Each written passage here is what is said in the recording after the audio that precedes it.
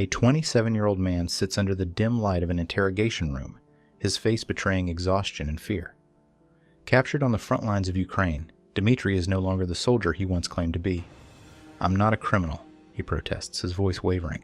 "I had no choice." But is that the truth? The man who once carried a rifle across a foreign border now clings to words, attempting to rewrite his role in an unjust war. Dmitry insists he was simply a cog in a machine, a victim of circumstance. Yet the evidence paints a far darker picture, one of destruction, complicity, and choices that cannot be so easily excused. What drives a man to invade a foreign land under the guise of duty? How does a young father from a small Russian town find himself in a conflict where his hands are stained with the suffering of others? And most importantly, is Dmitry truly just a pawn in this game? Or does his story reveal something far more sinister? This is the tale of Dmitry, a soldier turned prisoner, a self-proclaimed innocent caught in the chaos of war, and a man whose truth crumbles under scrutiny. Was Dmitry ever truly powerless? Or does his story reflect the calculated brutality of a man who knew the cost of his actions? What lies behind the face of a man who claims to have been swept along by forces beyond his control? Stay with us as we peel back the layers of deception, uncovering the choices, the consequences, and the harsh realities that led Dmitry here. Dmitry's journey begins far from the front lines, in the quiet, sprawling towns of Russia where life moves slowly but struggles run deep. It is here, amidst the backdrop of economic hardship and limited opportunity, that seeds of manipulation are sown. The state-run media, an ever-present voice in every household, tells tales of looming threats from the West, of enemies at the gates, and of the patriotic duty to defend the motherland. At first, these messages are subtle, woven into daily news reports. But as tensions rise, the narrative grows louder, more insistent, painting a world divided into heroes and villains. For young men like Dmitry, who came of age in this environment, the narrative is both a warning and a promise. The warnings speak of NATO expansion, of Ukraine as a supposed staging ground for Western aggression. The promise, meanwhile, is alluring. Honor, heroism, and financial stability, a chance to escape poverty and achieve pride through service to the nation. These tales aren't simply told. They are meticulously crafted, reinforced in school lessons, public speeches, and community gatherings.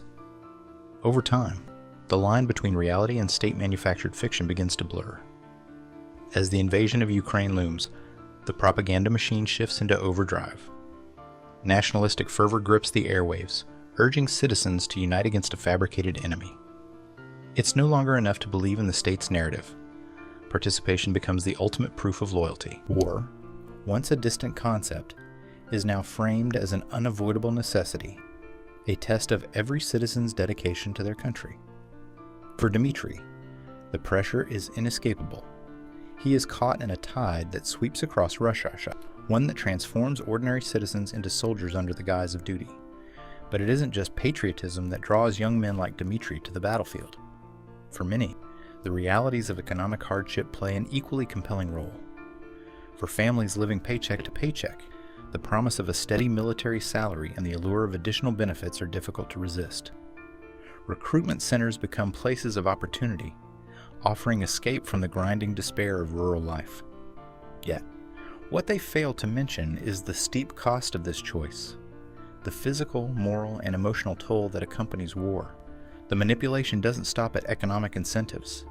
It runs deeper, extending to personal appeals from community leaders, veterans, and peers. These recruitment speeches are designed to stir emotions, framing service as both a duty and a privilege. They speak of bravery and sacrifice, of joining a legacy of heroes who have defended the nation before. It's a narrative crafted to appeal to a sense of purpose, to convince young men like Dmitry that their actions are not only necessary but noble. What this narrative conveniently omits is the grim reality awaiting them on the battlefield. For Dmitry, this decision to fight may have felt inevitable, but it was anything but free. Years of psychological conditioning and economic coercion had laid the groundwork, ensuring that when the time came, resistance would seem futile. When the call to arms arrived, Dmitry answered, not out of true conviction, but because the weight of expectation left him no other choice. He stepped forward, believing he was defending his homeland, his family, and his future. What he didn't realize was that his participation would contribute to unimaginable suffering, leaving a trail of devastation in its wake. The power of propaganda lies not just in distorting facts, but in creating a version of reality that feels unshakably true. Dmitry's reality, built on years of fear and pride, convinced him that his role in the war was just. He believed he was a hero in the making, marching off to fulfill his duty. And so, like thousands of others, he crossed the border, carrying with him not just weapons but the weight of a false narrative. What awaited him was not glory, but the harsh realities of war, and the unrelenting truth that no amount of justification could erase the consequences of his actions. As Dmitry now sits in captivity, the fog of propaganda begins to lift. For the first time, he is confronted with questions that had been buried beneath layers of state-crafted lies. Who was he really fighting for? What had he truly accomplished? And was his loyalty to the state worth the suffering he helped to inflict?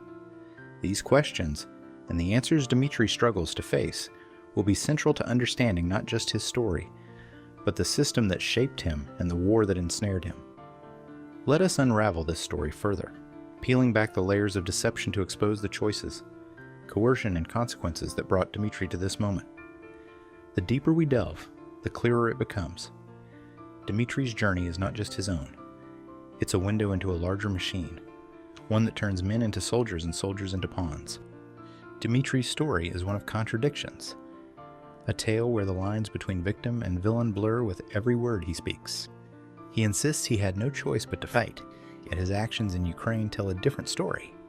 He portrays himself as a reluctant participant, but the devastation left in his wake raises uncomfortable questions. How does a man who claims he was forced into war reconcile with the horrors he helped create? In the coming chapters, we'll uncover moments that cast doubt on Dmitry's version of events. There's his initial resistance to conscription, where he argues he was coerced under threat of imprisonment. Yet, when faced with the opportunity to walk away, Dmitry stayed. Was it fear of the system, or something more personal, that kept him in line? Did he believe in the cause, even just a little, or was he simply too afraid to say no? And then there's the battlefield, a place where Dmitry claims he fought only to survive. He describes the chaos of combat, the fear of death hanging over him like a cloud. But beneath his narrative lie troubling accounts of what truly transpired: villages burned, families torn apart, and resources plundered. Dmitry brushes off these actions as the work of others, denying his role in the destruction. Yet the interviewer's pointed questions paint a different picture, one where Dmitry's hands are far from clean. Perhaps the most revealing moments come when Dmitry speaks of his comrades. He recalls their camaraderie, their shared suffering, their attempts to cling to humanity in the face of war. But even here, cracks appear. Stories emerge of looting, violence, and acts that betray the very values Dmitry claims to hold dear. Were these the actions of men pushed to the brink, or something darker, something rooted in the belief that their mission justified all means? The moral conflicts Dmitry faced are undeniable. As a soldier, he was given orders that went against his conscience. Yet, each time he complied. Why? Was it out of loyalty to his country, fear of retribution, or something more complicated, an internal struggle between what he knew was right and what he was told was necessary? Each of these moments raises a critical question. When does obedience become complicity? And then, there is the ultimate contradiction: Dmitry's capture. He describes it as a moment of clarity, where he finally saw the war for what it was. Yet, even now, in the safety of captivity, his story wavers. He speaks of regret, but does he truly understand the weight of his actions? Or is this yet another layer of self-preservation, a way to escape judgment by painting himself as a victim of circumstance? Dmitry's story is riddled with gaps, moments where his narrative falters, where his justifications ring hollow, where the truth seems just out of reach. Over the next chapters, we'll piece together these fragments, exposing the struggles, contradictions, and moral dilemmas that define his tale. As the layers are peeled back, one question remains: is Dmitry's version of events an honest attempt to make sense of his choices, or a carefully crafted shield to protect him from the consequences of his actions? Dmitry was born in a small, unremarkable town in rural Russia, a place defined by its vast open fields, crumbling Soviet-era apartment blocks, and a sense of stillness that bordered on stagnation. The kind of town where dreams were often overshadowed by the struggle to simply get by. For Dmitry's family, life was a constant balancing act. His father worked long hours as a mechanic, barely bringing in enough to keep food on the table, while his mother took up odd jobs wherever she could, cleaning houses or sewing clothes to help make ends meet. As a child, Dmitry was quiet and observant, a boy with big brown eyes that seemed to absorb the world around him. He was curious and eager to learn, even if his surroundings offered little in the way of inspiration. Like many children in his town, Dmitry attended a local school that was underfunded and overcrowded. Textbooks were worn. The heating often didn't work in the brutal Russian winters, and teachers were more concerned with discipline than nurturing potential. Yet, despite these challenges, Dmitry showed promise, particularly in mathematics. He dreamed of one day becoming an engineer, a dream encouraged by his father, who hoped his son might escape the cycle of struggle that had defined their family for generations. But dreaming big in a town like Dmitry's came with its own set of challenges. Opportunities were scarce, and the socio-economic barriers were immense. By the time Dmitry reached his teenage years, it became clear that his family couldn't afford to send him to a university in the city. Instead, he enrolled in a local technical college, studying mechanics while working part-time to support his family. It wasn't the life he had envisioned, but Dmitry didn't complain. He took pride in being able to contribute, even if it meant setting aside his ambitions. Dmitry's world was a small one. His friends were the boys he'd grown up with, their bonds forged in shared hardship and youthful mischief. Together, they spent weekends fishing in the river or fixing up old bicycles to race down the town's dusty roads. For Dmitry, these moments of camaraderie were a welcome escape from the weight of responsibility. Yet, even in these moments of levity, there was an undercurrent of frustration, an unspoken understanding among them that their futures were limited by the circumstances of their birth. Despite the challenges, Dmitry clung to his dreams, determined to carve out a better life for himself and his family. He spent his nights poring over old engineering manuals borrowed from the town's modest library, sketching designs for machines he imagined might one day revolutionize his father's workshop. These dreams were his way of fighting back against the constraints of his reality, a spark of hope in an otherwise bleak existence. But life in rural Russia wasn't just about economic hardship. It was steeped in a culture of tradition and loyalty to the state. From a young age, Dmitry was taught to respect authority and value patriotism. The echoes of Soviet ideology lingered in his education, in the stories told by his grandparents about the Great Patriotic War, and in the symbols that adorned public buildings. These lessons, combined with the lack of exposure to perspectives beyond his small town, began to shape Dmitry's worldview, a worldview that would later be weaponized by the very system that promised him a better future. As he approached adulthood, Dmitry found himself at a crossroads. His dreams of engineering had not entirely faded, but the weight of his family's struggles made it clear that he couldn't afford to pursue them. He began to consider the military as an option, a steady paycheck, a chance to relieve some of the financial burden on his parents, and perhaps a way to prove himself. At the time, it seemed like a practical choice, a means to an end. Yet, Dmitry couldn't help but feel a tinge of doubt. He wondered what it might cost him, and whether the promises of stability and honor were as solid as they seemed. Dmitry's childhood and aspirations paint a picture of a young man caught between hope and harsh reality, a dreamer forced to make compromises. The pressures of poverty, the weight of family responsibility, and the lure of promises he couldn't quite resist all played a role in shaping his path. They also lay the foundation for the choices he would later make, choices driven as much by circumstance as by the values instilled in him during those formative years. But as Dmitry would discover, the compromises he made as a young man would lead him down a road far darker than he could have ever imagined. Dmitry's family lived on the edge of financial survival, a reality that defined every aspect of their lives. His father, a mechanic, worked tirelessly, repairing the aging cars and machinery that dotted their small town. Despite his skills, the pay was meager, often delayed, and barely enough to cover the essentials. Dmitry's mother did what she could, sewing clothes for neighbors and cleaning houses for those slightly better off. Together, they scraped by, but it was always a struggle Dmitry absorbed deeply as he grew older. As the eldest child, Dmitry felt the weight of these challenges more acutely than his younger siblings. He watched as his parents rationed food, wore patched-up clothes, and made quiet sacrifices to keep the family afloat. By his teenage years, Dmitry had begun working part-time, fixing bicycles and small engines to bring in a few extra rubles. It wasn't much, but every bit helped. He felt a deep sense of responsibility for his family, a need to shoulder some of the burden his parents carried in silence. The economic instability wasn't just about money. It shaped the rhythm of their lives. The family often had to choose between paying for school supplies or repairing the aging stove that barely kept their home warm in the bitter winters. Dreams were luxuries, and Dmitry quickly learned that survival came first. Yet, even amidst this hardship, he clung to the hope that one day he could change their circumstances. He dreamed of becoming an engineer, earning enough to support his family and lift them out of poverty. But as time passed, those dreams felt more and more like fantasies, overshadowed by the harsh realities of life in rural Russia. Societal expectations added another layer of pressure. In their town, young men were expected to contribute to their families and, when the time came, to serve their country.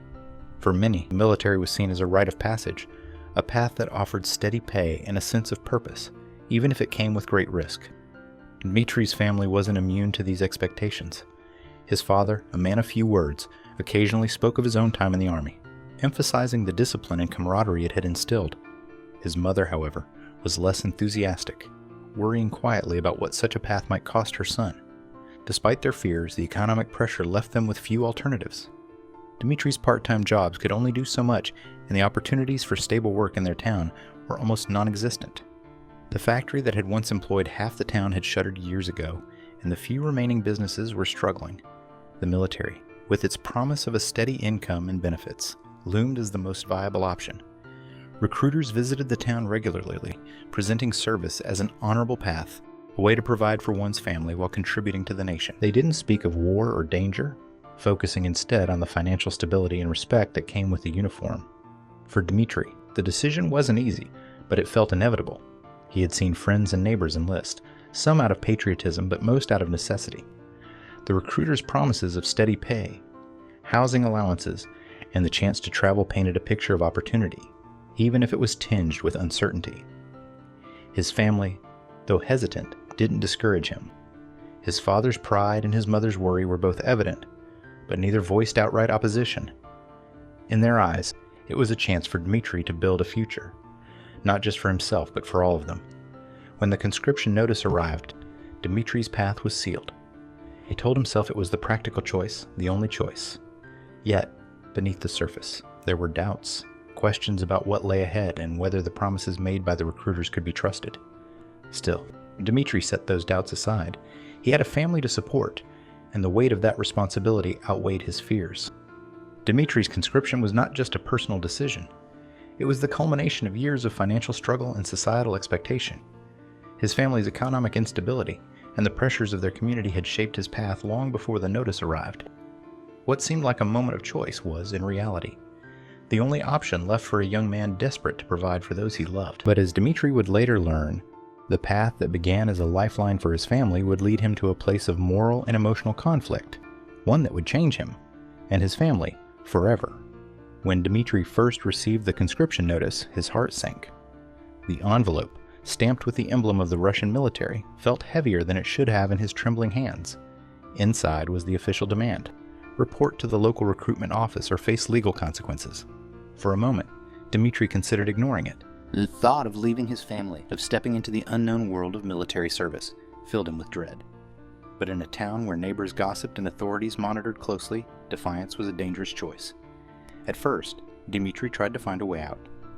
He went to the recruitment office and explained his situation.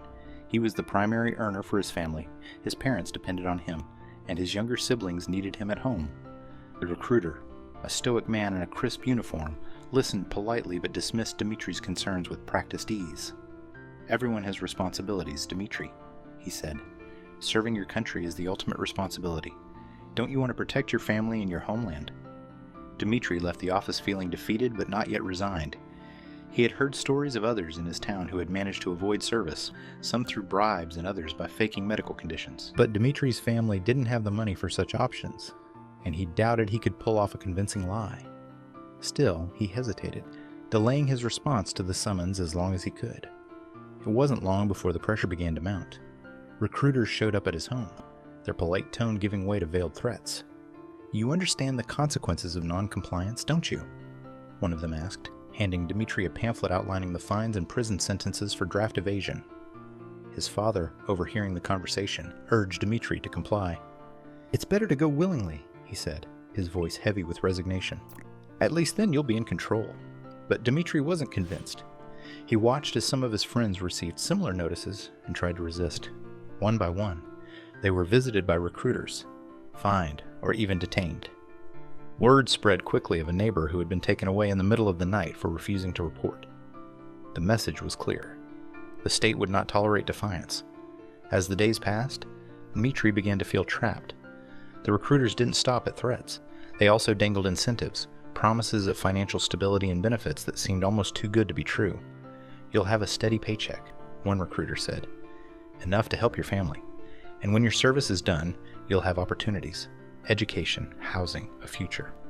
Dmitry wanted to believe them, but he couldn't ignore the nagging doubts in his mind. What if these promises were just another tactic to lure him in? The recruiters didn't work alone. Community leaders and local veterans were enlisted to reinforce the message, painting military service as a noble duty.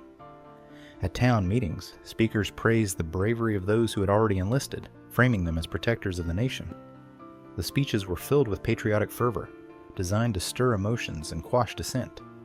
Dmitry listened in silence, torn between the pride they invoked and the fear he couldn't shake.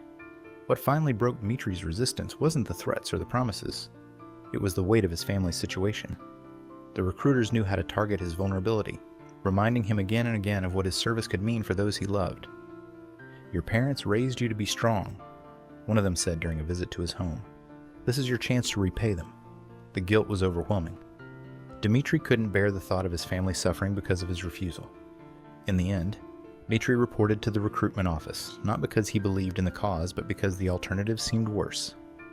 He signed the papers, donned the uniform, and tried to push down the sense of dread that had settled in his chest. As he stood in line with other recruits, Dmitry felt a mix of resignation and anger. He had tried to resist, but the system had left him no choice. The coercion Dmitry experienced was calculated and relentless, a combination of intimidation and manipulation designed to strip away his agency.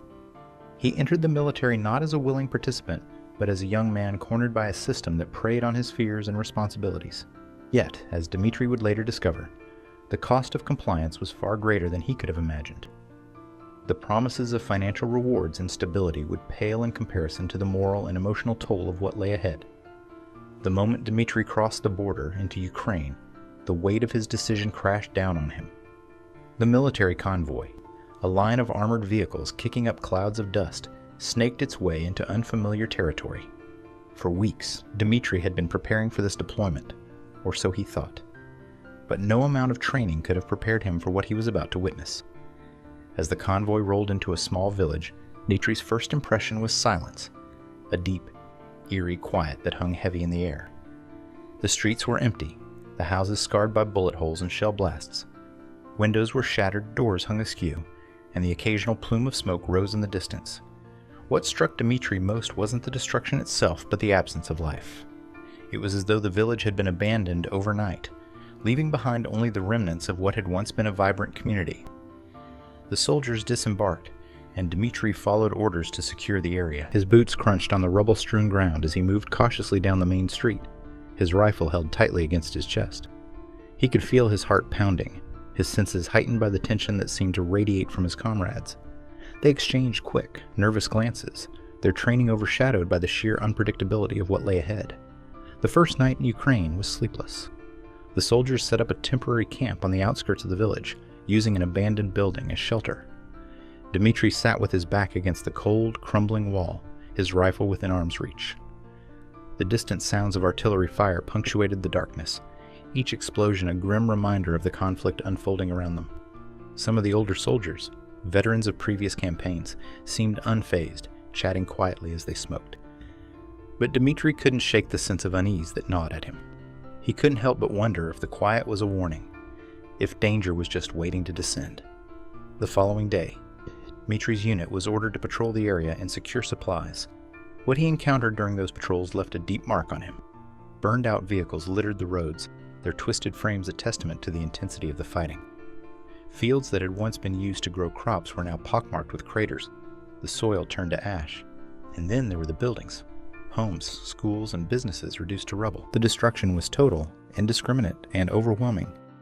It was during one such patrol that Dmitry came face to face with the human cost of war. His unit stumbled upon a group of civilians hiding in the basement of a bombed-out house. They were terrified, their faces pale and gaunt from days without food or water. A woman clutched a small child to her chest, her eyes hollow with despair. Dmitry's commanding officer barked orders to clear the building, and the civilians were forced out into the open. Dmitry tried to avoid their gaze, but the child's cries cut through him like a knife. In that moment, he realized the war was not just about territory or strategy. It was about people, lives irreparably changed by forces beyond their control. As the days turned into weeks, Dmitry became numb to the scenes of devastation. Villages like the one he had first entered became a common sight, each one bearing the scars of relentless conflict. The silence he had noticed on his first day was no longer eerie. It was expected. It was the sound of absence, of lives interrupted, of communities destroyed. Even as Dmitry adapted to the physical realities of war, the emotional toll began to weigh heavily on him. He found himself questioning the purpose of their mission, the justification for the destruction he witnessed daily. The propaganda he had been fed back home seemed hollow now, unable to reconcile with the suffering he saw around him. But questioning wasn't allowed. Not allowed, at least. To voice doubt was to risk being labeled a traitor, and Dmitry knew the consequences of that all too well. Yet the questions lingered in his mind. What were they fighting for? Was this what honor and duty looked like? The ruins around him spoke of a war far different from the one he had been told about. Each day, the destruction became harder to ignore, and with it, the reality of his role in perpetuating it. Dmitry's arrival in Ukraine marked the beginning of a transformation. The young man who had crossed the border full of uncertainty was now faced with the harsh realities of war, realities that would strip away the remnants of his naivety and force him to confront truths he had long avoided. The destruction he witnessed was not just a backdrop to his mission, it was the mission. And as Dmitry would come to understand, being a soldier in this war meant becoming a part of that destruction, whether he wanted to or not. When Dmitry spoke about his time in Ukraine, his words carried a peculiar detachment, as if recounting someone else's story. "I didn't want to be there," he said repeatedly. "I was just following orders." In his mind, these statements were a shield, a way to distance himself from the war's darker realities. Yet, as the interviewer pressed him on specific events, cracks began to form in Dmitry's carefully constructed narrative. One of these cracks emerged when Dmitry was asked about looting. "I didn't take anything," he insisted, his voice firm. But the interviewer had spoken with locals in areas Dmitry's unit had occupied. Their accounts painted a very different picture. According to them, soldiers ransacked homes, taking anything of value: electronics, jewelry, even food. The interviewer shared these stories with Dmitry, challenging his claims of innocence. Dmitry shifted uncomfortably in his seat, his gaze dropping to the floor. "Maybe others did," he murmured. "But I didn't." The interviewer wasn't convinced and pressed further. Had Dmitry ever witnessed looting? At first, he hesitated, then nodded reluctantly. Sometimes, he admitted. But what could I do? I wasn't in charge. This admission revealed a recurring theme in Dmitry's justifications, his attempts to minimize his role by shifting responsibility to others. Yet, the interviewer's questions kept returning to the same point. If he had seen these things happening, why hadn't he tried to stop them? Another glaring discrepancy in Dmitry's account came when discussing civilian casualties. "We weren't targeting civilians," he said. "We were there to fight the enemy." But reports from the villages his unit had passed through told another story. Stories of indiscriminate shelling, homes destroyed, and families forced to flee. When confronted with these accounts, Dmitry grew defensive. "It wasn't us," he snapped. "We didn't have a choice. We were under attack too." The interviewer challenged this, asking Dmitry to recall specific incidents. One particularly haunting account involved a family whose home was hit during an artillery strike. Survivors claimed they had seen soldiers standing nearby, indifferent to the destruction. Dmitry denied being there but admitted he had heard about similar situations. "War is messy," he said. His tone resigned. "Things happen that you can't control." The conversation deepened as the interviewer shifted to more personal encounters. When Dmitry was asked about the treatment of civilians, his narrative faltered further. He insisted his unit was under strict orders to respect the local population, but evidence told a different story: harassment, forced labor, and acts of violence against civilians. When pressed, Dmitry defaulted to his usual defense. "It wasn't me." He described himself as a passive participant, someone swept along by circumstances beyond his control. However, the interviewer brought up a specific incident involving a civilian man accused of being a spy. According to reports, Dmitry's unit detained the man, beating him and leaving him tied up in a freezing basement for hours. When asked about this, Dmitry initially denied any involvement, but as the details were laid out, he hesitated. "I saw it," he admitted quietly. "But I didn't touch him. That was someone else." Even as Dmitry tried to distance himself from these events, his justifications began to unravel. His insistence that he was a bystander clashed with the patterns of behavior described by witnesses. Patterns that suggested active participation, or at the very least, silent complicity. When asked why he didn't intervene, Dmitry lowered his voice. "What could I do? It wasn't my place to question orders." The discussion then turned to the systemic nature of these actions. Dmitry acknowledged that the looting, violence, and harassment weren't isolated incidents, but part of a larger pattern within his unit. Yet, even then, he struggled to accept his role in it. "I just wanted to stay alive," he said. "If you speak out, you're the next target. You don't understand how it is." The interviewer, however, pushed back. "But isn't silence a choice?" they asked. "By doing nothing, weren't you enabling these actions?" Dmitry's face grew pale at the question, and for a moment, he said nothing. Finally, he responded, "Maybe. But at the time, it didn't feel like I had a choice. I didn't want to die." As the interview continued, Dmitry was pressed further on his motivations. When asked if he ever felt a sense of guilt for the destruction and suffering his unit caused, his response was hesitant. "I don't know," he said. "I didn't think about it like that. We were just trying to survive." This sentiment echoed throughout Dmitry's narrative, a focus on his own survival that overshadowed the harm done to others. The interviewer delved deeper into specific events, presenting Dmitry with detailed accounts from survivors. One woman described how soldiers forced her family to evacuate their home, leaving them with nothing but the clothes on their backs. Dmitry listened silently as these stories were recounted, his expression unreadable. Finally, he said, "I didn't know it was that bad. I thought we were just securing the area." His voice trailed off, the weight of the account seemingly sinking in.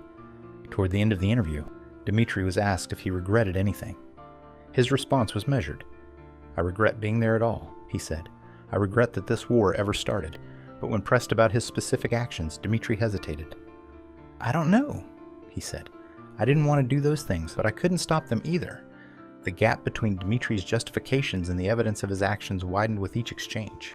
He portrayed himself as a reluctant soldier, someone who had no power to change the situation.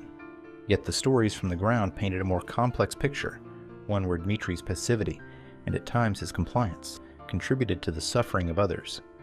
His justifications may have shielded him from the full weight of his guilt, but they could not erase the truth of what he had seen, done, or allowed to happen. And as the interviewer's questions lingered, it became clear that Dmitry's greatest struggle wasn't with the war itself, but with the version of himself he was trying so hard to defend. Still, Dmitry clung to his narrative, desperate to make sense of choices that seemed senseless. Was he truly a powerless pawn, or had he allowed himself to become complicit? These questions, unanswered and haunting, would follow Dmitry long after the interview ended. They would shadow him like the memories of the war itself, leaving him to grapple with a truth he might never fully face. Dmitry's breaking points didn't come all at once. They emerged gradually, like cracks forming under immense pressure. At first, he tried to bury the discomfort, convincing himself that he had no choice in what he did, that survival meant compliance. But the weight of what he witnessed, and what he participated in, began to take its toll. One of the earliest moments came during a patrol in a destroyed village. Dmitry's unit had been ordered to clear the area, searching for hidden caches of weapons or signs of resistance. As they entered a small, charred home, Dmitry found a photograph lying amid the rubble. It was of a family, 2 parents and 3 children, smiling at what looked like a birthday party. The picture was untouched, a stark contrast to the destruction around it. Dmitry stared at it for a long moment, imagining the lives that had once filled the now empty house. Where were they now? Were they still alive? He slipped the photograph into his pocket without thinking, unsure why he felt compelled to keep it.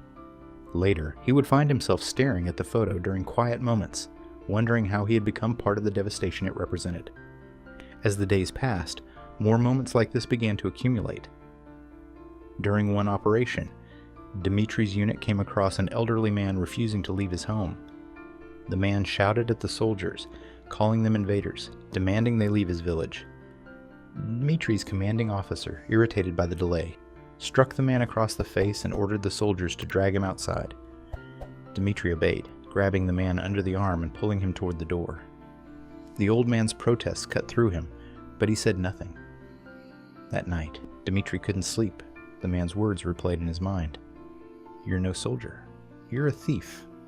A destroyer?" Dmitry tried to shake the feeling off, but the man's accusation lingered, a gnawing voice he couldn't silence. These incidents began to eat away at Dmitry's sense of self. He had always believed he was a good person, someone who cared for his family and respected others. Yet, each action he took seemed to pull him further away from that image. He tried to justify it, repeating the same excuses to himself that he gave the interviewer.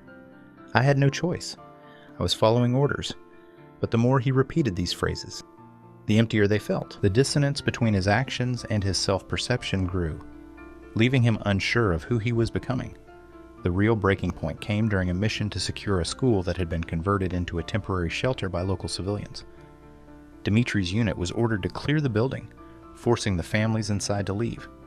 Among them was a boy, no older than 10, clutching a tattered stuffed bear. Dmitry couldn't look the child in the eyes as his commanding officer barked orders to move them out. The boy's mother begged the soldiers to let them stay, tears streaming down her face. Dmitry's stomach churned away, avoiding her gaze. The family was eventually forced out, their belongings left behind in the dusty hallways of the abandoned school. After the mission, Dmitry found himself sitting alone in the corner of the commandeered house his unit was using as shelter. He pulled the photograph from his pocket, staring at the smiling faces of the family it depicted. He thought of the boy clutching his bear, of the mother's desperate pleas, of the old man in the village. Each image collided in his mind, forming a mosaic of guilt and regret that he couldn't escape. He realized then that the people he had displaced, hurt, or ignored weren't faceless victims of war. They were individuals, each with lives as complex and meaningful as his own. Dmitry's internal conflict deepened as the war dragged on. He started questioning not just the orders he was given, but the very justification for the war itself. The propaganda that had once seemed so convincing now felt hollow, unable to withstand the reality he saw every day. The promises of honor and duty had been replaced by guilt and shame. He wondered if there was any way to undo the damage, to return to the person he had been before crossing the border. But there was no escape. Every time Dmitry thought about resisting or refusing an order, the consequences loomed large in his mind. He had seen what happened to soldiers who spoke out, beaten, imprisoned, or worse. Fear kept him compliant, even as his conscience screamed at him to stop. The tension between survival and morality tore at him, leaving him sleepless and on edge.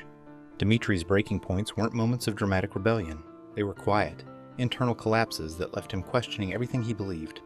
He found himself withdrawing from his comrades, avoiding their conversations and jokes that tried to lighten the heaviness of their situation. The camaraderie that had once provided comfort now felt hollow, a shallow distraction from the darkness surrounding them. Dmitry envied those who could shut off their minds, who carried out orders without hesitation or second thought. He couldn't do it anymore, and that inability to disconnect made him feel even more isolated. By the time Dmitry was captured, he was a hollow version of himself, weighed down by the choices he had made and the truths he couldn't ignore. He tried to frame his actions as survival, but deep down, he knew the cost of his decisions extended far beyond himself. It was a cost he would carry with him for the rest of his life, an unshakable burden that had fractured his sense of identity. In the stillness of captivity, Dmitry would often replay these moments in his mind, unable to escape them. The photograph, the boy with the bear, the old man's words, they haunted him, forcing him to confront a question he couldn't answer. Had he become the very thing he once feared? The moment of Dmitry's capture was not a scene of cinematic heroics or last-ditch resistance. It was raw, chaotic, and steeped in fear.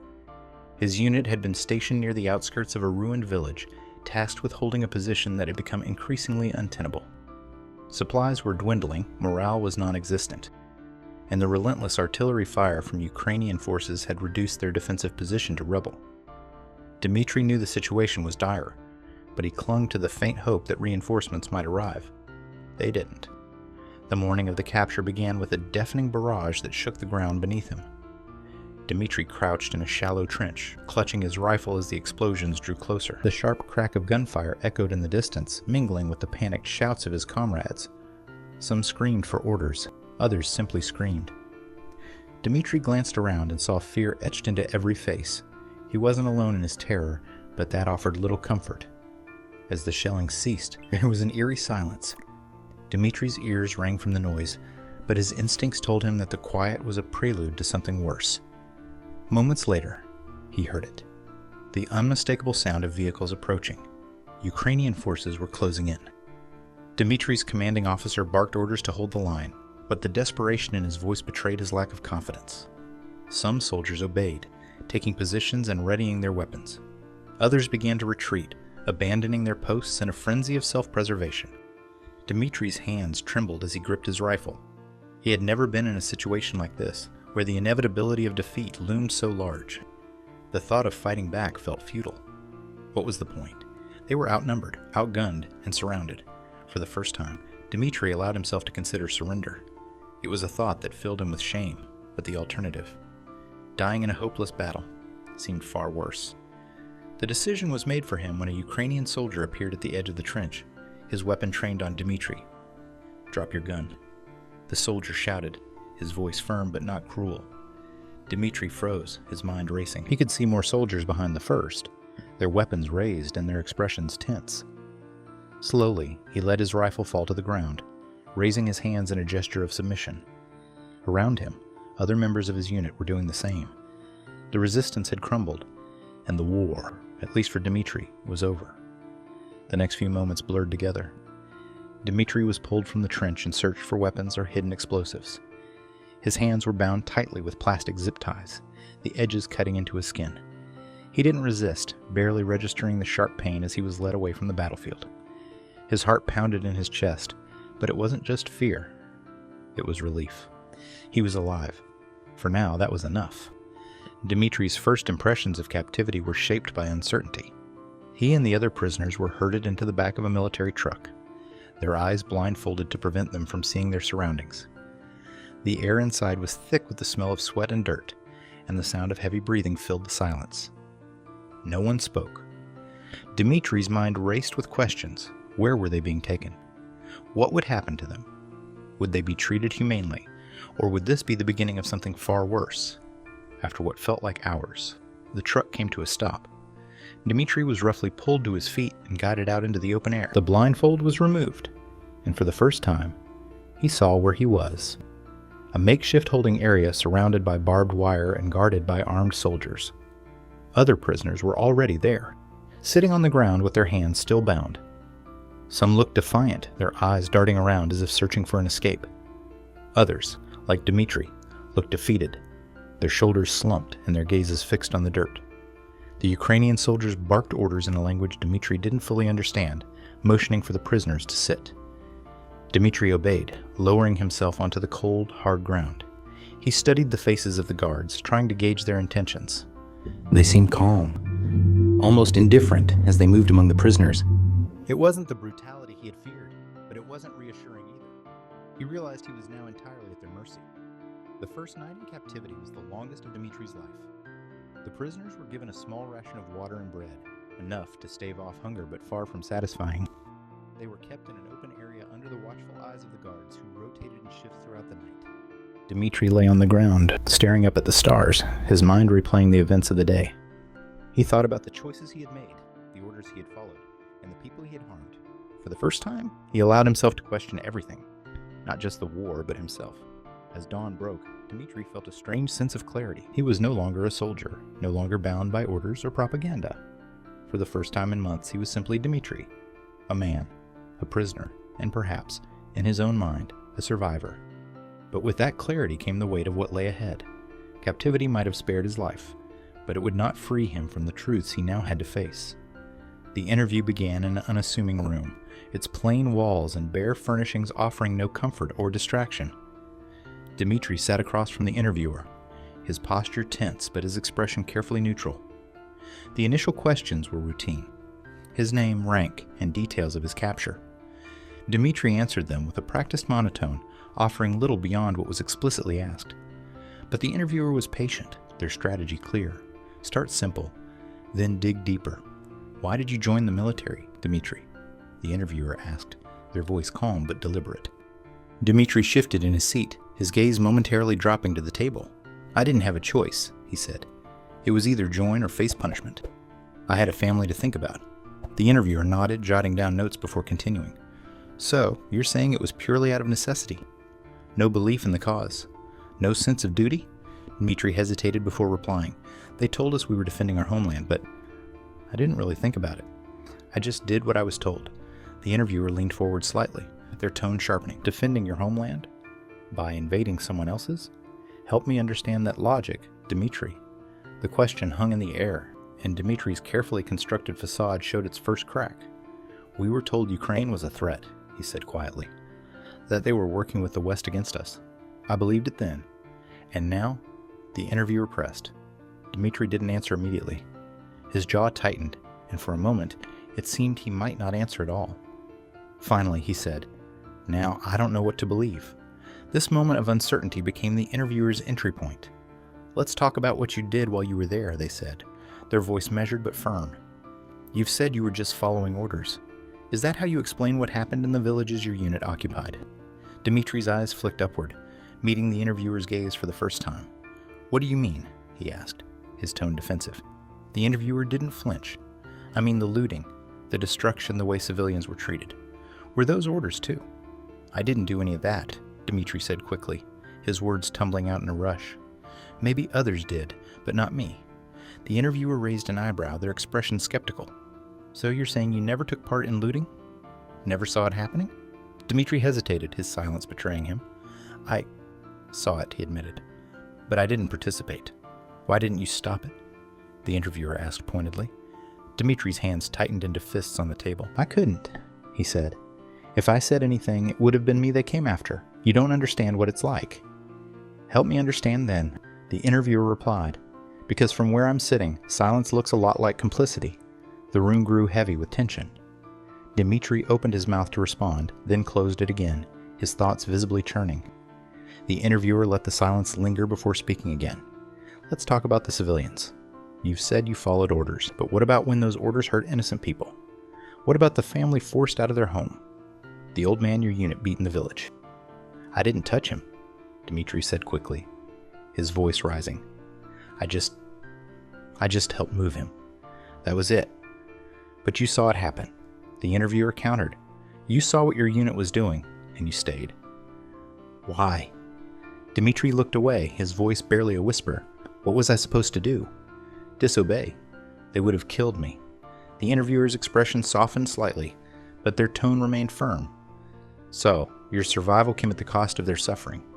Is that what you're saying? The words hit Dmitry like a blow. He recoiled slightly, his shoulders hunching as if to shield himself from their weight. I didn't have a choice, he said again, but the conviction in his voice was gone. The interviewer leaned back in their chair, their gaze unwavering. That seems to be a recurring theme. Dmitry, no choice, just following orders. But do you really believe that? Do you really think you had no power to act differently? Dmitry didn't respond. His silence was answer enough. The interviewer pressed on, their voice cutting through the quiet like a knife. Tell me about the boy with the bear. You saw him, didn't you? Saw his mother begging your unit to let them stay in the school. Dmitry's head snapped up, his eyes wide. How do you know about that? He asked, his voice laced with panic. It's not hard to find these stories, the interviewer said. People remember. They talk. And they remember you, Dmitry. I didn't do anything to them, Dmitry said quickly, his voice cracking. I didn't even look at them. That's exactly the point, the interviewer replied, their voice rising slightly. You didn't look at them. You didn't stop it.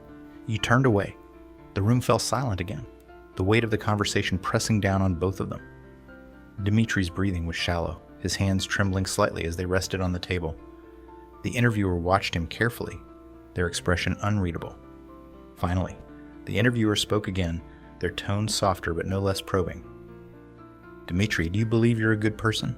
The question caught him off guard. He blinked, his lips parting as if to answer, but no words came out.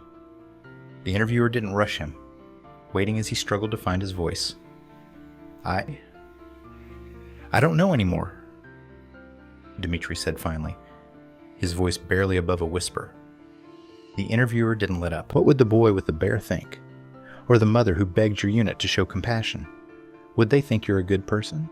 Or would they remember you as just another uniform in the crowd that forced them into the cold? Dmitry winced, the words cutting through his defenses. I didn't mean to hurt anyone, he said, his voice cracking. I didn't want to be there. But you were there. The interviewer replied, their tone sharp, and your presence had consequences.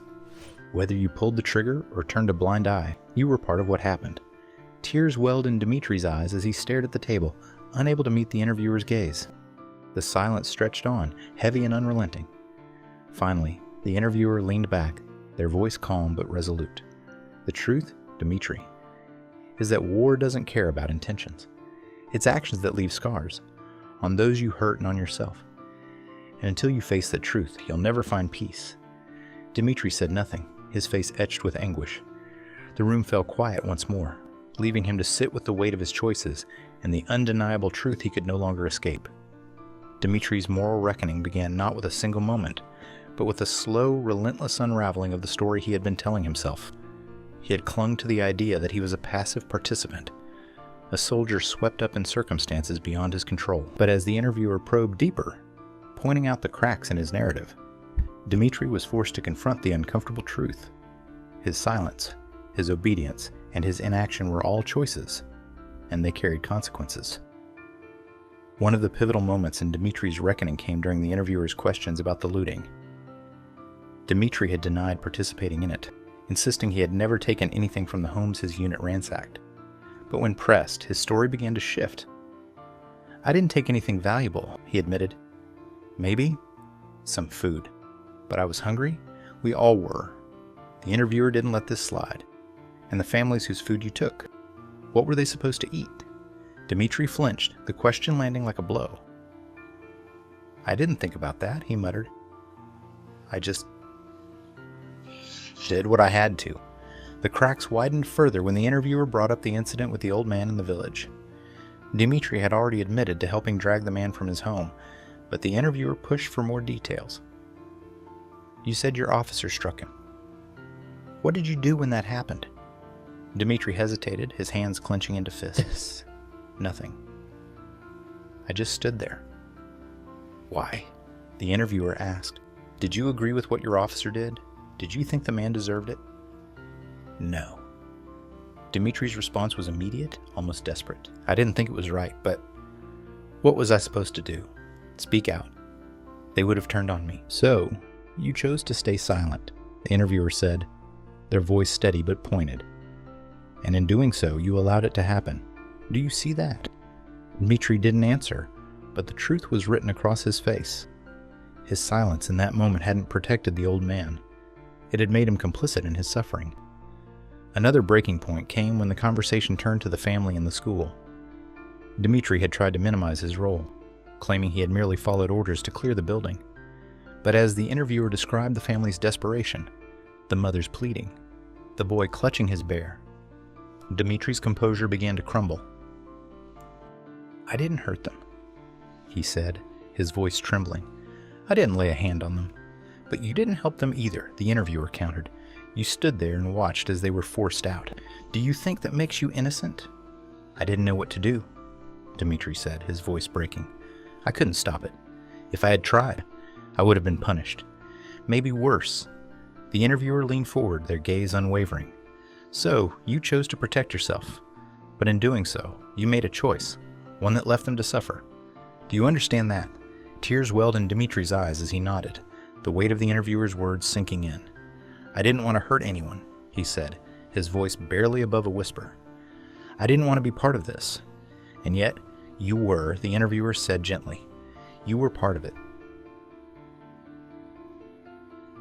"And yet, you were," the interviewer said gently. "You were part of it." Menlaus. Whether you pulled the trigger, gave the orders, or stood by and watched, you were part of it.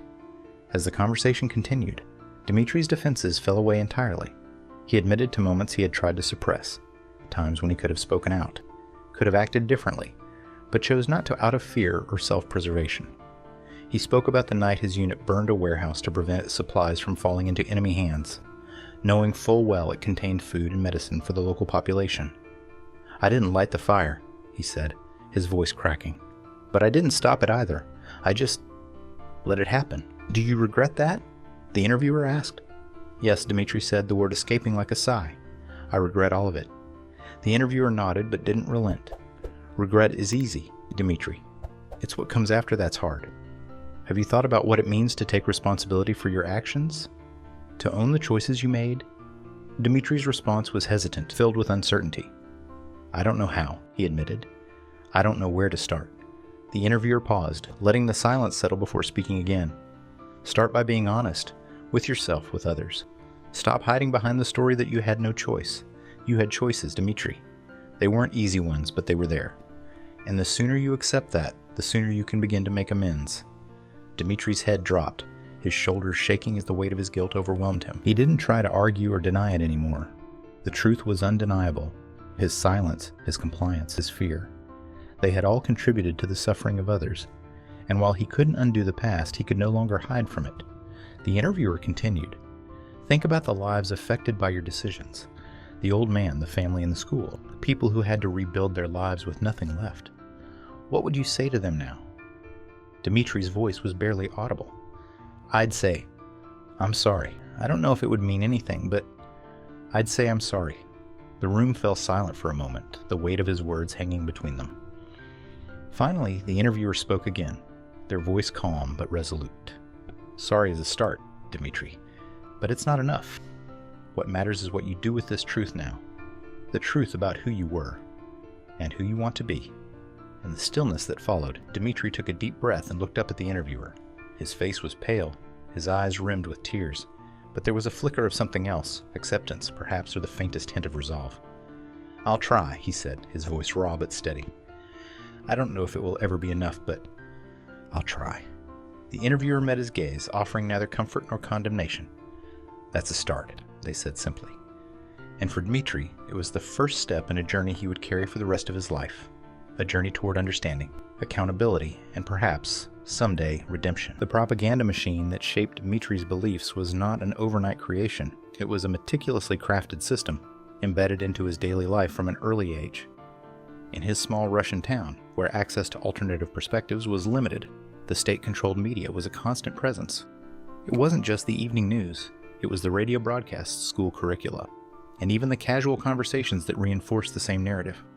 Over time, these messages became the lens through which Dmitry viewed the world. At its core, the propaganda machine relied on fear. Dmitry grew up hearing stories of Western aggression, of NATO forces inching closer to Russia's borders, and of the existential threat posed by countries like Ukraine.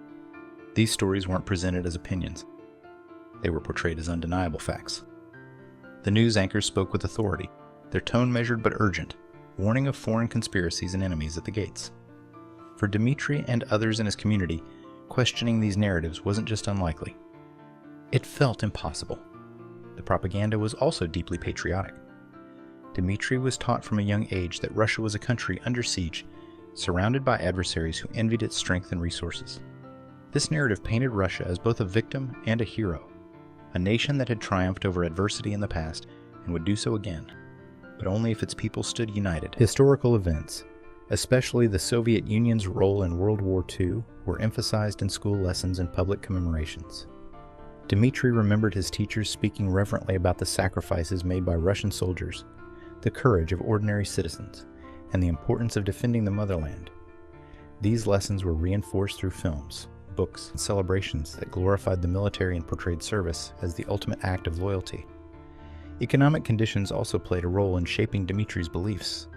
In his town, where opportunities were scarce and poverty was common, the military was often seen as a path to stability and respect. Recruiters visited schools, presenting service as a chance to build a future while contributing to the nation's defense. They spoke of honor, discipline, and the pride of wearing the uniform. For young men like Dmitry, who felt the weight of his family's struggles, these promises were hard to resist. But it wasn't just the promises that drew Dmitry in. It was the sense of purpose the propaganda provided. It gave him a role in a larger story, a way to feel significant in a world that often seemed indifferent. The idea that he could be a protector of his family and his country was powerful, even if it was based on fabricated threats. Dmitry didn't question the narrative because it offered him something he desperately needed: certainty. The propaganda machine was relentless in its efforts to maintain this certainty. Dissenting voices were silenced, either through censorship or social pressure.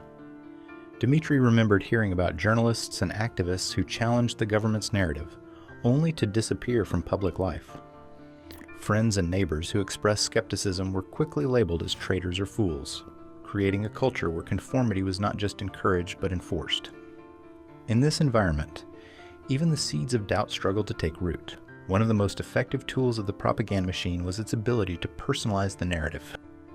Dmitry often saw news reports featuring interviews with soldiers and veterans, men who spoke about their pride in serving and their dedication to protecting Russia. These stories were designed to resonate on a personal level, to make people like Dmitry feel a connection to the cause.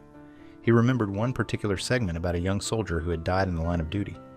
The reporter spoke with the soldier's family, their grief mingling with pride as they described him as a hero. Dmitry couldn't help but imagine himself in that role, someone who might one day be remembered for his sacrifices.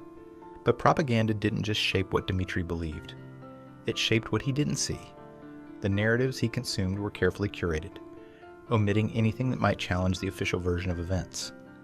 The suffering of civilians in Ukraine, the dissent within Russia, the voices of those who opposed the war, all of it was hidden from view. Dmitry was left with a picture of the world that was incomplete but convincing, one that justified his actions and discouraged him from asking questions. Even when Dmitry began to have doubts, the weight of the propaganda he had internalized made it difficult for him to act on them. He was afraid of being wrong, of betraying his family and his country by questioning what he had been taught. The propaganda machine didn't just control information, it controlled identity. For Dmitry, rejecting the narrative would have meant rejecting a part of himself, and that was a step he wasn't ready to take.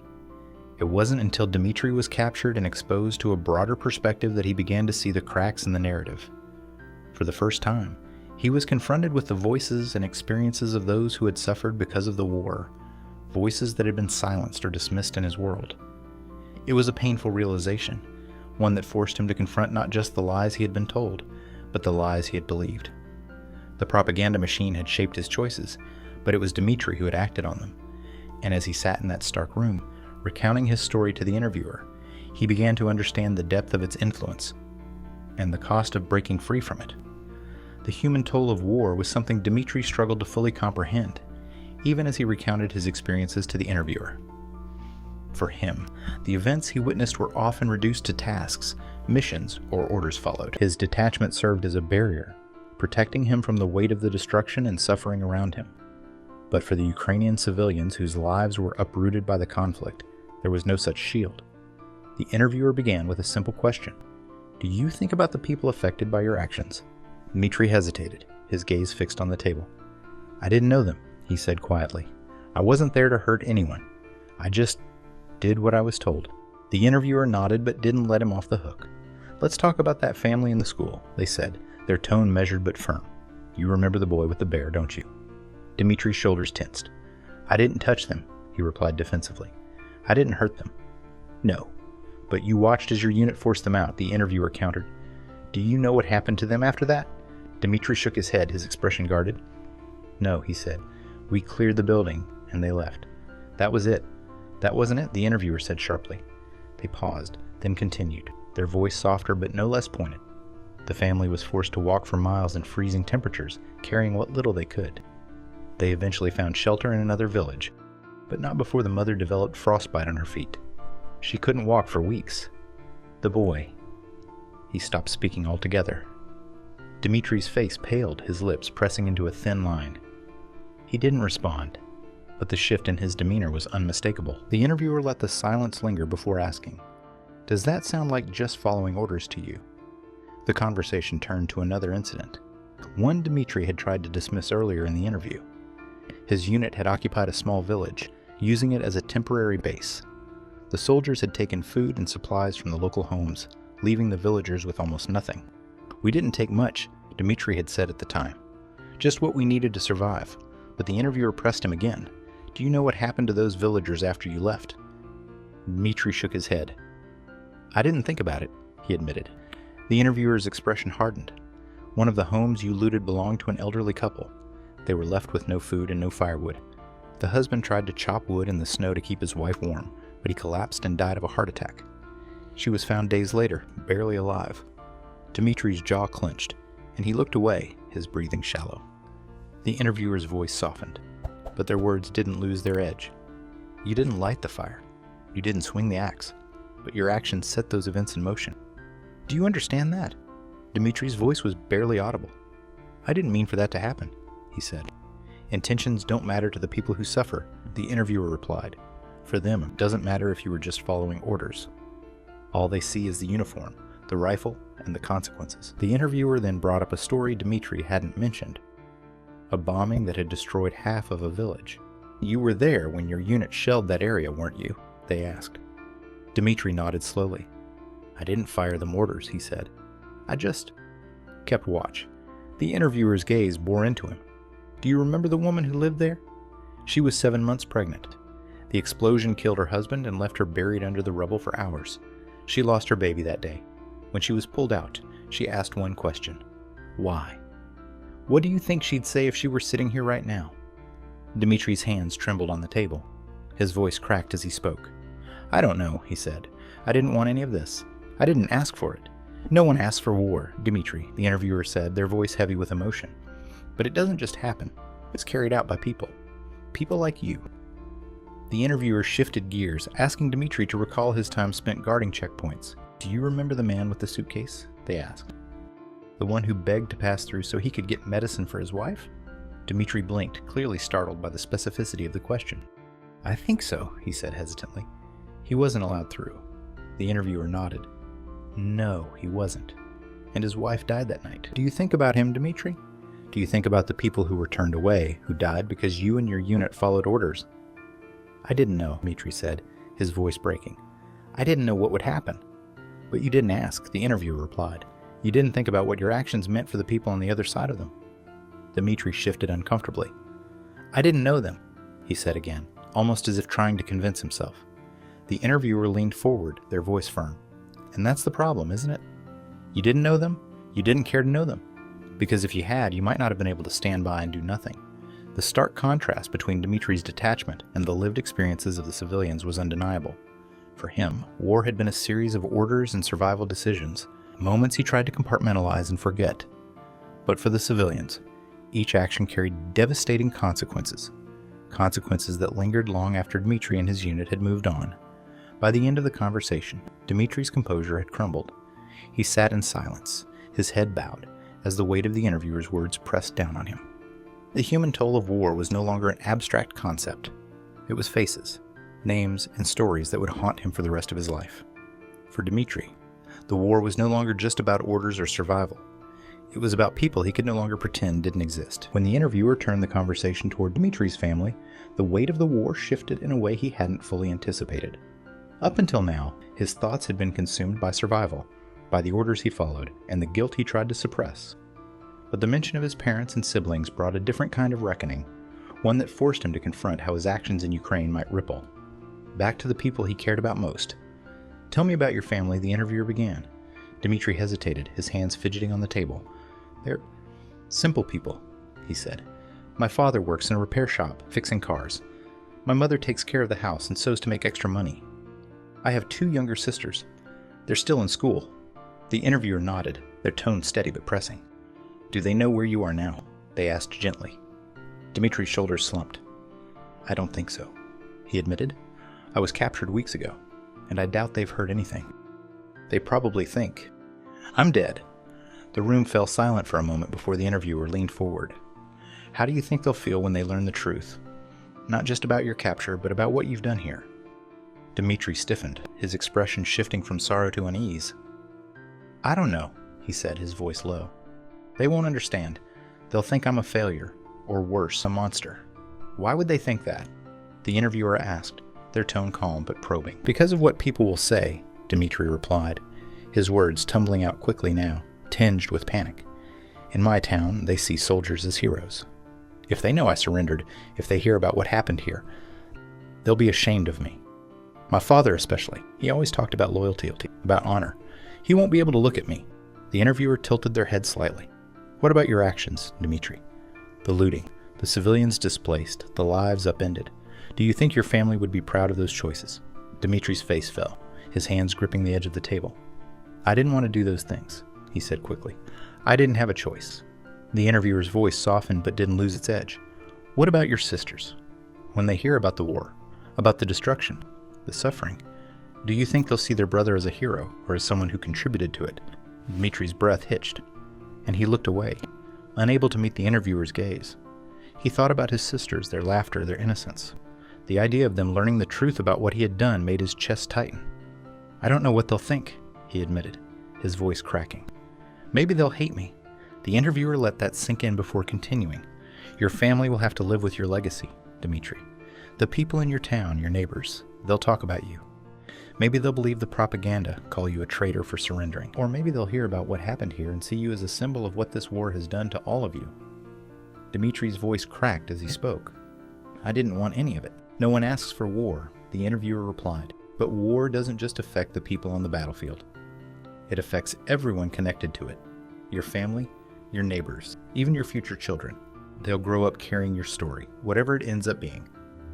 Have you thought about that?" Dmitry shook his head, tears welling in his eyes.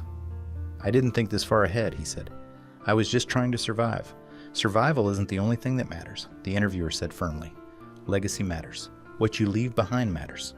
And right now, the choices you've made are part of a legacy that will follow your family long after this war ends." The room grew heavy with silence as Dmitry's thoughts swirled. He pictured his father's quiet strength, his mother's unshakable resilience, and the way his sisters used to look up to him as a protector. He realized, with dawning horror, that he might have lost that place in their lives, not because he had been captured, but because of what his actions had left behind. "Do you think they'll forgive me?"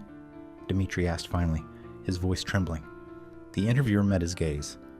"Forgiveness isn't the question, Dmitry. The question is whether you'll give them something to forgive, or if you'll keep running from the truth." The words hit Dmitry hard, and he slumped forward, his hands covering his face. For the first time, he allowed himself to fully imagine the consequences of his choices, not just for him, but for the people waiting for him back home. His sisters might never understand why he had done what he did. His parents might never be able to reconcile the boy they raised with the man he had become. And his name, once just another in a long line of workers and farmers in their village, might forever be tied to the war that tore lives apart. "Do you ever think about your father's pride in you?" The interviewer continued. "He worked tirelessly to give you a better future. Do you think he'll see this, your capture, your actions, as honoring that sacrifice?" Dmitry's hands fell from his face, tears streaking his cheeks. "He'll be ashamed of me," Dmitry whispered. "He always told me to do the right thing, even when it was hard. And I didn't." The interviewer pressed gently. "And your mother? The one who worked late nights sewing to give you and your sisters a chance at something better. What do you think she'll feel when she hears about what you've done?" Dmitry's voice cracked as he responded. "She'll be devastated. She's so proud of me, always talks about me to the neighbors. But now, I don't know if she'll even be able to look at me." "And your sisters?" the interviewer asked. "What kind of example do you think your actions set for them?" Dmitry shook his head, his voice breaking. "They'll think I'm a coward, a monster. They'll wonder why their brother, their protector, could do these things." The interviewer leaned back, giving Dmitry a moment to collect himself. "Your family will carry your name long after you're gone, Dmitry. The story you leave behind will be their burden, or their hope. You need to decide what that story will be." Dmitry's tears fell silent lately, but he nodded slowly. "I want them to know I wasn't all bad," he said finally. "I want them to know I tried." "Then start now," the interviewer replied firmly. "Legacy isn't just about the past. It's about the choices you make going forward. What you do from here on will define what your family remembers about you." Dmitry nodded again, his resolve faint but present. For the first time, he understood that the war's impact wasn't limited to the battlefield. It stretched back to his family, his hometown, and his future. And while he couldn't change the past, he could still shape what came next. Life in captivity was a strange, hollow existence for Dmitry. The days bled into one another, marked only by the monotony of routine and the quiet weight of his thoughts. Each morning, he woke to the sound of guards making rounds, their footsteps echoing through the small compound where he and the other prisoners were held. They were allowed a few minutes to wash up at an outdoor faucet before lining up for breakfast, a bowl of thin porridge and a piece of bread. It was enough to keep them alive, but not much more. The mornings were the quietest, the men eating in silence, each lost in their own thoughts. Dmitry would glance at the others, wondering what stories they carried, what choices had brought them to the same stark place. Most of the prisoners avoided eye contact, as if acknowledging each other's presence might crack the fragile barriers they'd erected to survive. Dmitry understood that. He'd built his own. After breakfast, the prisoners were assigned small tasks, cleaning the compound, organizing supplies, or digging trenches for rainwater drainage. The work was repetitive and physically exhausting, but Dmitry found himself grateful for it. The labor gave him a few hours of escape, a chance to focus on something other than the memories that haunted him. The commands of the guards were brusque but not cruel, and as long as the prisoners followed the rules, the tension remained low. It was in the long afternoons, with nothing to do but wait, that Dmitry's thoughts became unbearable. He would sit in a corner of the yard, staring at the barbed wire that enclosed the compound, and let his mind wander. Inevitably, it returned to the same questions. Was this justice? Did he deserve this? And what would his family think if they knew he was here? Justice was a complicated concept for Dmitry. Before the war, it had been simple. Criminals were punished, and innocent people were protected. But here, in captivity, those lines blurred. He had been told his mission was just, that he was defending his country. But the things he had seen and done in Ukraine didn't feel like justice. They felt like something darker, something he struggled to name. He wondered if being a prisoner was his punishment, a way for the universe to balance the scales. Yet, a part of him resisted that idea. Wasn't he also a victim, forced into a war he didn't choose? Couldn't there be justice for him too? The nights were the hardest. Lying on a thin mattress in the barracks, Dmitry couldn't escape his thoughts. He replayed moments from the war in his mind. The faces of civilians forced from their homes, the cries of a child clutching a stuffed bear, the empty gaze of an old man dragged from his home. He tried to tell himself he hadn't been the one giving orders, that he had only done what he was told. But the justifications felt hollow now, the words turning to ash in his mouth. During one particularly restless night, Dmitry whispered to a fellow prisoner in the bunk beside him, "Do you ever think about what we did out there?" The man, older and weathered, didn't answer immediately. When he did, his voice was low, almost a growl. "I think about it every night, but thinking doesn't change anything." Dmitry fell silent after that, realizing the futility of his question. Yet the reflection stayed with him. Thinking might not change the past, but it was all he could do now. And so he thought about his role in the war, about the choices he had made, and about the people who had suffered because of them. He thought, too, about what he wanted from the future. Captivity gave him time to imagine what might come next, but those thoughts were filled with uncertainty. Would he ever go home? And if he did, what kind of man would he be? Could he face his family, his neighbors, knowing what he had done? These questions gnawed at him, leaving him restless and anxious. The guards occasionally brought books and newspapers to the prisoners, and Dmitry would devour them whenever he had the chance. He read stories about the war, about the suffering in Ukraine, and about the political games being played far from the front lines. The news reports didn't paint him as a hero. They painted him as an invader, an occupier. For the first time, Dmitry saw himself through the eyes of others, and it was a deeply uncomfortable realization. Still, there were moments of connection that offered Dmitry a glimmer of humanity. He noticed how some of the guards treated the prisoners with quiet respect, bringing extra water on hot days or allowing them to sit longer in the yard after dinner. Dmitry wondered if they saw him as a human being or simply as another prisoner. It was a question that mirrored his own struggle. How to see himself as a person again, not just a uniform or a role in the war. In captivity, Dmitry's days were filled with waiting for meals, waiting for news, waiting for something to change. But the waiting gave him space to reflect, to confront the truth about his actions and his role in the war. He began to understand that justice wasn't something that could be handed to him by a court or a prison sentence. It was something he would have to seek for himself, through acknowledgement, through accountability, and perhaps, one day, through redemption. The question of redemption hovered over Dmitry like a shadow, unspoken but ever present. He had told his story to the interviewer, recounting his actions, his choices, and his regrets. But as he sat alone in the quiet moments of captivity, the deeper question lingered. Was redemption even possible for someone like him? And if it was, did he deserve it? Dmitry's thoughts were a constant push and pull between understanding and denial. There were days when he could acknowledge his role in the war, the pain he had caused, and the complicity of his silence. On those days he felt a flicker of something. Guilt, yes, but also a faint hope that he could begin to make amends.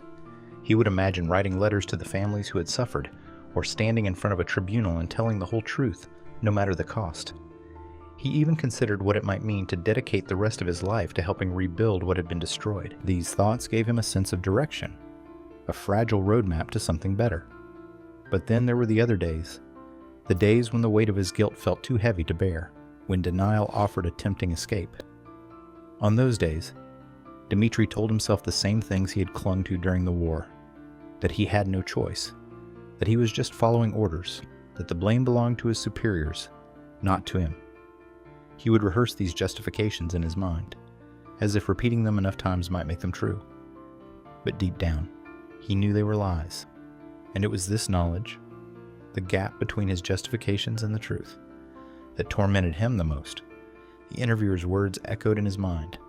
You can't change what's happened, but you can choose what comes next. Dmitry wrestled with those words, unsure if he believed them.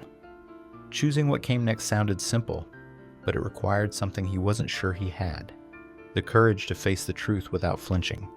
It meant admitting not just to others, but to himself that he had failed, not just as a soldier, but as a person. One evening, Dmitry sat alone in the corner of the yard, watching the sun set behind the barbed wire fence. He thought about the people he had hurt, the lives he had disrupted, the families torn apart by the war. He thought about the boy with the bear, the old man in the village, and the mother forced to walk for miles in the freezing cold. Their faces haunted him, not as nameless victims, but as real people whose pain he had witnessed and, in some cases, caused. He wondered if they could ever forgive him, if they even thought of him at all. That night, Dmitry did something he hadn't done in years. He prayed. Not to ask for forgiveness, but to ask for clarity. He didn't expect an answer, but he felt a faint sense of relief, as if speaking the words aloud made his burden a little lighter. It was a small moment, but it stayed with him. A reminder that redemption wasn't something he could demand or earn. It was something he would have to build, slowly and painfully, through his actions. As the days turned into weeks, Dmitry began to open up to the other prisoners. He listened to their stories, their regrets, their attempts to make sense of what they had done. Some were still in denial, clinging to the same excuses Dmitry had once told himself. But others spoke with a raw honesty that both inspired and unsettled him. They talked about their hopes for the future, about the ways they might try to repair the damage they had caused. Dmitry found himself drawn to these conversations, even as they forced him to confront his own doubts. One prisoner, a former medic, spoke about his plans to volunteer in a refugee camp if he ever regained his freedom. "We can't undo the past," the man said, "but we can decide what kind of people we want to be now." Dmitry nodded, but he couldn't bring himself to speak. He wasn't sure he had the strength to follow that path. The turning point came during another conversation with the interviewer. They asked Dmitry a question he hadn't considered before. "Do you believe you can change?" Dmitry hesitated. "I don't know," he said finally. "I want to, but wanting isn't enough." The interviewer nodded. "It's not about wanting, Dmitry. It's about doing. Redemption isn't a destination, it's a process. It's a choice you make every day in every decision. The question isn't whether you'll ever be forgiven. It's whether you'll do the work to become someone worth forgiving." Those words stayed with Dmitry, and over time, they began to shift something inside him. He started writing in a journal, recording his thoughts and memories, not to excuse himself, but to confront the truth head-on. He wrote about the faces he remembered, the moments that haunted him, the choices he regretted. He didn't know if anyone would ever read it, but it felt like a step, one small step toward understanding. By the time Dmitry was transferred to another facility, he had made a decision. He couldn't erase the past, and he might never find redemption in the eyes of others. But he could stop running from the truth. He could stop hiding behind excuses. And maybe he could find a way to make amends. Not to clear his conscience, but to honor the lives his actions had affected. Dmitry's story didn't end with a clear answer. Redemption, he realized, wasn't something that came all at once. It was something he would have to work for every day, one choice at a time. Whether he would succeed or not was uncertain, but for the first time he was willing to try. And for Dmitry, that was enough to keep going. The conversation with Dmitry ended not with closure, but with a stark and lingering question. How does someone reconcile with the consequences of their actions in war? The interviewer's final words to Dmitry were not soft or forgiving. They were sharp, deliberate, and filled with the weight of truth. "War leaves scars, Dmitry," the interviewer began, "not just on the land, or the people who survive it, but on everyone who takes part in it, directly or indirectly. You've spoken about following orders, about doing what you had to do to survive. But let's be clear, survival doesn't erase responsibility. The truth doesn't go away just because it's uncomfortable. Dmitry sat silently, his hands resting on the table in front of him. The weight of the words settled heavily on his shoulders, but the interviewer wasn't finished. You've seen the faces of those who've suffered. You've admitted to watching acts of cruelty and injustice, to standing by while others inflicted pain. And now you have a choice: to continue hiding behind your fear, or to stand accountable, not just for yourself, but for the truth. The interviewer paused, letting the silence draw out. Dmitry shifted in his seat, his eyes fixed on the floor. His voice, when he finally spoke, was hesitant. "What does accountability mean for someone like me?" he asked. "I can't undo what's been done. I can't bring back the lives we destroyed." The interviewer's gaze was steady. "Accountability doesn't mean undoing the past. It means owning it. It means standing up and saying, 'This is what I did. This is what happened, and I will carry that truth forward, no matter how heavy it is.' It means refusing to let lies and excuses bury the voices of those who suffered." The words seemed to cut through Dmitry's defenses. He looked up, meeting the interviewer's eyes for the first time in several minutes. "And if I do that," he asked, "what happens then? Will it make a difference?" "That depends," the interviewer said. "Not just on you, but on the world you're speaking to. Accountability is a call. It demands something of all of us. It asks us to confront uncomfortable truths, to seek justice not out of vengeance, but out of a shared commitment to never letting these things happen again." Dmitry nodded slowly, the wheels in his mind turning. The interviewer pressed on, their voice growing firmer, more impassioned. "War thrives in silence, Dmitry. It thrives in the spaces where people look away, where they justify their actions with fear or convenience. The only way to break that cycle is to confront it head-on, to drag it into the light and refuse to let it hide behind propaganda, or politics, or the lie of just following orders." Dmitry's throat tightened as the words sank in. He thought of the people he had wronged, the faces he couldn't forget, the boy with the bear, the old man in the village, the family walking through the cold. He thought of his parents, his sisters, and the story they might carry about him. But what if the truth doesn't change anything? He asked. What if it's too late? The interviewer's tone softened, but their message remained firm. The truth might not change the past, but it can shape the future. It can prevent another war, another generation of soldiers and civilians caught in the same cycle of violence. That's what accountability is, Dmitry. It's not about erasing guilt. It's about building a foundation for something better. The weight of those words lingered in the room, and Dmitry's silence spoke volumes. He didn't have an answer. Not yet, but the seeds had been planted. The interviewer stood, their final words resonating like a bell that would echo long after they left the room. The truth is heavy, Dmitry. Justice is heavy. But they are the only things strong enough to carry us forward. As the door closed behind the interviewer, Dmitry was left alone with his thoughts. The message was clear. His story wasn't just about him. It was a part of something larger, a reckoning with the consequences of war, a call for truth in the face of denial, and a plea for justice in a world that so often looks away. For Dmitry, the road ahead was uncertain, but one thing was clear. The choice to seek accountability, to carry the truth forward, was his alone to make. And it was a choice that could shape not just his legacy, but the legacy of all those affected by the war.